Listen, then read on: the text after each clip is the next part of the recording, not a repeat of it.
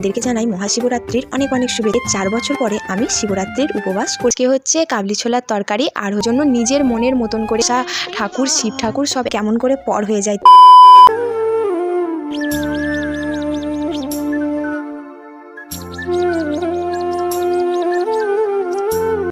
Hello বন্ধুরা, good morning. কেমন আছো তোমরা সবাই? আশা করি মহাদেবের কৃপায় তোমরা সবাই অনেক ভালো আছো, আর আমিও মোটামুটি ভালো আছি।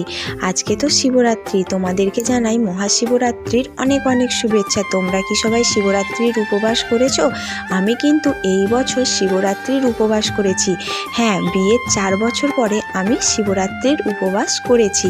কেন বলো তো? এই বছরে আসলে আমাদের বাড়িতে একটা নতুন করে শিবলিঙ্গ স্থাপন করা হয়েছে, তাই বাড়িতেই যখন মহাদেব আছে তার জন্য তো শিবরাত্রি করতেই হবে, তাই না? তাই জন্য এই বছরে শিবরাত্রির উপবাস আমি করেছি। আর সকালবেলা ফ্রেশ হয়ে এখন আমি মহাদেবের জন্য মালা গাঁথতে বসে পড়েছি। তোমরা কিন্তু সম্পূর্ণ ভিডিওটা দেখো। আশা করি আজকের ভিডিওটা তোমাদের অনেক অনেক ভালো লাগবে। আর এদিকে আমাদের ননি আমার ফেলে রাখা ফুলের পাপড়ি দিয়ে যা ইচ্ছা তাই করছে। ওই দিকের কাজটাকে চটপট করে সেরে এসে আমি একেবারে রান্নাঘরে চলে এসেছিলাম। আজকে হচ্ছে কাবলি ছোলার তরকারি আর হচ্ছে নানপুরি। আর উপোস করলে তোমরা তো জানো ভাত খেতে নেই, তার জন্য নিরামিষ কিছুই খেতে হয়। তাই নিরামিষ কাবলি ছোলার তরকারি আর নানপুরি হবে, এটাই ঠিক করেছিলাম। তার জন্য আমি এইখানে কাবলি ছোলাগুলো আগের দিন রাত্রেবেলা ভিজিয়ে রাখা ছিল, সেগুলোকে সেদ্ধ করার জন্য বসিয়ে দিয়েছি।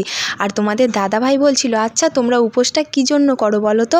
তোমরা কি একবেলা না খেয়ে আর সারাদিন ভালো মন্দ খাওয়ার ইচ্ছা থাকে, তার জন্যই তোমরা উপোস করো?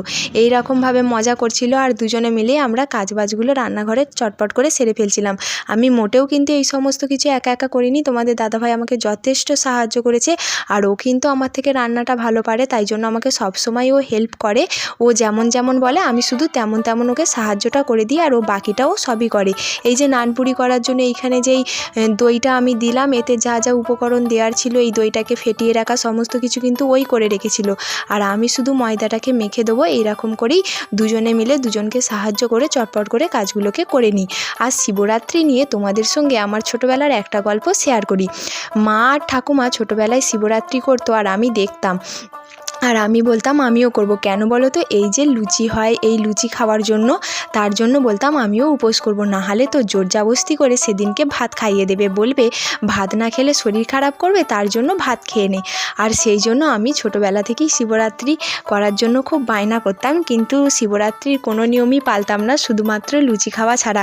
আর একটা দিন স্কুল যেতে হবে না, পড়তে যেতে হবে না, তার জন্য মা ঠাকুমার সঙ্গে মন্দিরে পুজো দিতে চলে যেতাম। যাকগে, সেসব তো অনেক ছোটোবেলার গল্প, তোমাদের সঙ্গে একটুখানি শেয়ার করলাম। তোমরা বলো আমার লুচিগুলো কি গোল হচ্ছে? আসলে এই নানপুরিটা একটুখানি ছোট ছোট বেলতে হয়, কিন্তু আমি একটু লুচির মতন বড় বড় বেলে ফেলেছিলাম। তারপরে তোমাদের দাদাভাই আমাকে বলল যে এত বড় বড় বেলো না, একটু মোটা মোটা আর ছোট ছোট বেলো। তারপরে আমি সেরকমভাবেই এটাকে আকার দেওয়ার চেষ্টা করছিলাম, আর এইগুলোকে আস্তে আস্তে তেলেতে ছেঁকে নিলাম। এই দিকের সব কিছু সেরে নিয়ে চান করে আবার আমাকে পুজো করতে হবে।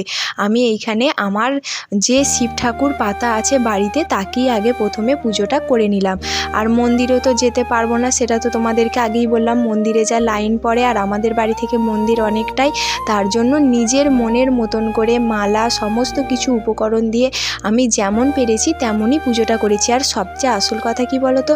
মনে ভক্তি থাকলে সে মন্দিরে যাও কি বাড়িতে করো, দুটো তো একই ব্যাপার, তাই না? তার জন্য আমি শিবরাত্রির পুজোটা বাড়িতেই সারলাম।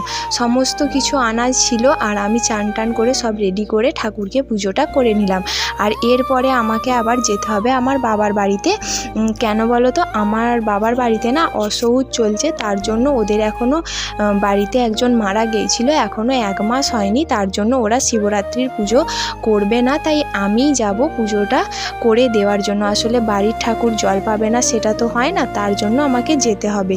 আর আমার কিন্তু বাড়িতে সব কিছু কমপ্লিট হয়ে গেছে, সব কাজবাজ কমপ্লিট করে নিয়েছি। এইবার জাস্ট বেরোবো। আমি রেডিও হয়ে গেছি। আর চলো তোমাদেরকে দেখাই আমাদের ঠাকুর মন্দিরের শিব ঠাকুরটাকে। মানে এইখানেতে আছে আমাদের মনসা ঠাকুর, শিব ঠাকুর সব এক জায়গাতে থাকে। এটা হচ্ছে আমাদের বাড়ির ঠাকুর। এখানেও কিন্তু আমি পুজো করে নিয়েছি, কিন্তু সব ভিডিও তো তোলা সম্ভব হয় না। তোমরাই দেখে নাও কত সুন্দরভাবে এখানেতে পুজো করা হয়ে গেছে। এই দেখো আমার মোমবাতিটা না আমি জ্বেলে গিয়েছিলাম, সেটা আবার নিভেও গেছে। আর এই যে আমি চলে এসেছি আমার বাবার বাড়িতে, এইখানেতে একটুখানি পুজো করে দেওয়ার দেওয়ার জন্য, আমার মা বলছিল আসার জন্য, তাই জন্য এসেছিলাম পুজো করার।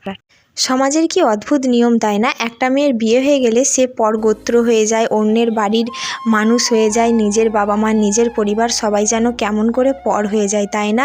আজ ওদের অসৌজ, কিন্তু আমার অসৌজ না, তাই আমি এসেছি ঠাকুরকে পুজো করে দেওয়ার জন্য। সমাজের এই কিছু অদ্ভুত নিয়ম না আমি একদমই মেনে নিতে পারি না, তবুও যেন বাধ্য হয়ে মানতে হয়। আমার কিন্তু এইসব উল্টোপাল্টা নিয়ম একদম ভালো লাগে না। তারপরে পুজো টুজো সেরে এই দেখো আমার মা আমার জন্য মটরশুঁটির কচুরি, আলু ভাজা আর মিষ্টি নিয়ে এসছে, সব নিরামিষ খাবার। এখন আমি এটাই খাবো। আর ভিডিওটা এই পর্যন্ত ভালো লাগলে একটা লাইক, কমেন্ট, শেয়ার আর চ্যানেলটা সাবস্ক্রাইব করে পাশে থেকো প্লিজ। অনেক ধন্যবাদ।